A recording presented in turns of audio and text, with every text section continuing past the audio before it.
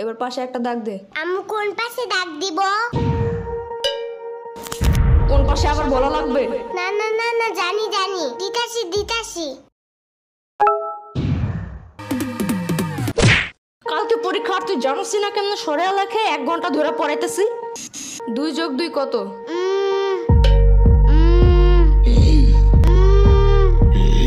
মনে হয় 22। কালকে পরীক্ষা, তুই আমার কোস 2 আর 2 22। 1 ঘন্টা ধরে পড়াইতেছি, ছোট্ট গরু একটা।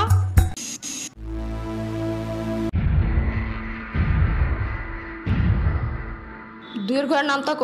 2 একে 2, 2 দুগুণে 4, 3 দুগুণে 3 দুগুণে 3 দুগুণে 3 দুগুণে 10। না না না, 3 দুগুণে আমি পেট ব্যথা করে। কি? পেট ব্যথা করে। ওই পেট পাচে একটা পাড়া দিব না এখন। পড়তে বসলেই খালি পেটে মুচড় দেয় না? না না না, মুচি দেয় নাই। তাহলে 3 দুগুণে 9 হয় কেমনে? হ্যাঁ, কালকে পরীক্ষা আর এখন এসব ভুলে গেছিস? কালকে এসব মুখস্থ করেছিলাম আমি। পিচ্চি সাম্বার বাচ্চা একটা। হতে হাতিটি ওই সুর নাড়ায়। হতে হাতিতে ওই শূন্য নাই। সুর নাড়ায়। শূন্য নাই। সুর সুর নাড়ায়। নাড়ায়। হতে হাতিটি ওই সুর নাড়ায়। হতে হাতিতে ওই শূন্য নাই। গুড। এবার বাক বাকুম পায়রা ছড়াটা বলো। বাক বাকুম পায়রা, পায়রা একটা বয়রা, কথা কানে যাই না, বউ আসবে কালকে, চলবে জাদুর পালকি। ও বুঝি তুই খাস কি? খিচুড়ি আমি খাই না, পিঠার যদি পাই আমনে ধরে খাবো, বহুত খাই। এগুলা কি ছিল? কেন হয় নাই? এগুলা পড়েছিলাম এতদিন। না, কিন্তু তোমার কাছ থেকে এটা বেশি সুন্দর। না বলো? ইয়ামিনের বাচ্চা। সাম্বার বাচ্চা। ওরে দেখো কেন? ওই তো মুখস্থ করে সেইটা। শ্রাবণের বাচ্চা।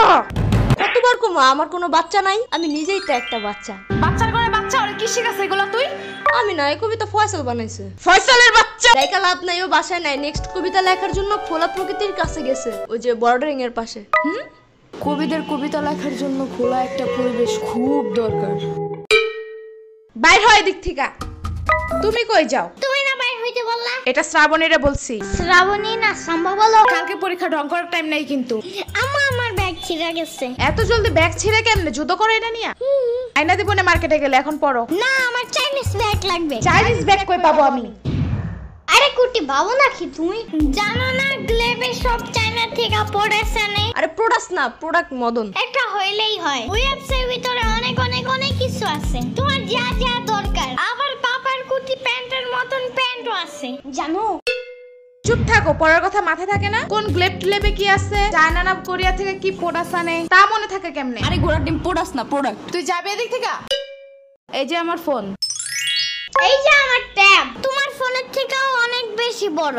ফোনের সাইজ দেখতে বলি নাই। আমি এখন পুলিশে কল দিব।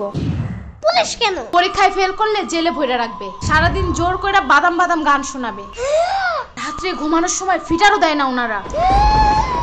অনেক কানলেও দেয় না? অনেক কানলে ওনারা বামে আর মুখে কষ্টিপ লাগায় দেয়, যেন কোনো দিক দিয়ে বাচ্চারা শব্দ করতে না পারে।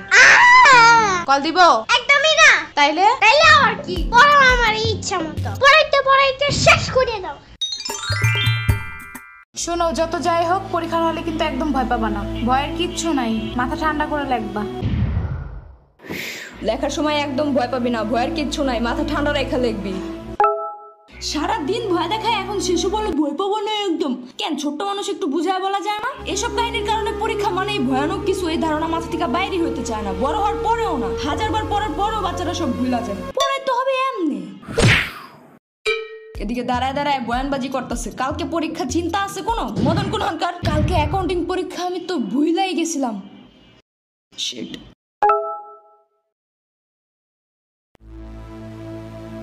আমি পড়তে গেলাম।